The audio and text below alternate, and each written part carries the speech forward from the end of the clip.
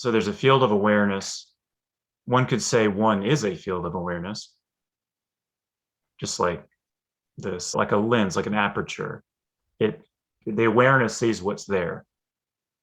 This is actually literally some kind of aperture for an optical device, but if I were to look through it, what do I see? I don't know. What do I point it at?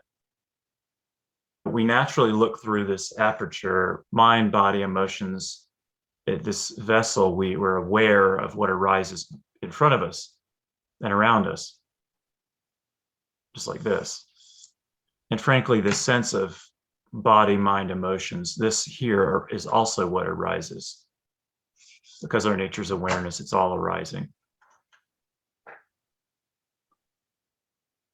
The human mind is conditioned to, if it witnesses something it likes, it wants to seize it, and if it's something it doesn't like, it wants to shut it down, and it creates suffering. And because it's not true, it leads to, it's like an infinite regression of error that doesn't work.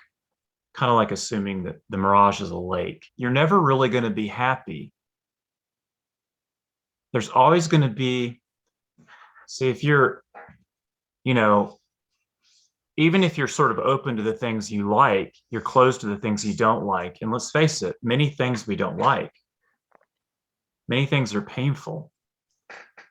And it creates a sense of self that struggles with a world that seems to exist independently, and that's suffering, that's ego. Ego is like a little monarch, like a little king, saying this over here should be, but that over there shouldn't be. And it creates a sense of tension, of anxiety, of struggle. A scientist looking through a lens of a microscope, or it could be an astronomer looking through the lens of a telescope, a good scientist won't pick some things to look at that he likes and then reject other things or ignore things he doesn't like. Now, it does happen. It's called bias. But, just see what's there. So if you're studying an animal or a rare beetle or whatever, a good scientist just wants to see what's there, good, bad, indifferent, beautiful, ugly, anything, everything, all of it. Why? Because it's there. It's in front of this lens. It's within the field of awareness, within the field of vision.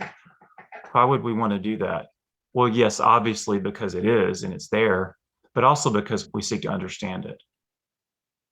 And the only way to understand something is to see it fully. If you miss a part of it, you're not going to get it, because it's a totality of understanding. It's an openness that doesn't judge. So back to the basics. The takeaway is that what is should be because it is. But it doesn't mean that it's good or bad necessarily. So that's the doorway. As far as where that doorway goes, there's really no way to say it. I mean, we've discussed it. It's been pointed at many times. The Buddhists just don't even try. They'll just say shunyata, which means emptiness. Any attempt to know is going to be, you're just gripping the ring. You're going to double down on this nonsense. So we have to be in a mode of acceptance of what is because it is. And when we do that, it changes what we experience. Sometimes it could be a disturbing emotion, like we don't feel good, you're not feeling well physically. In some sense, good, good. And not good versus bad, but you are, so it is. And I celebrate. It's a doorway, okay? So what do you do with the doorway? You go through it. You use it, you go through it. That's, in a sense, the beginning of this conscious process or conscious acceptance that I'm calling meditation.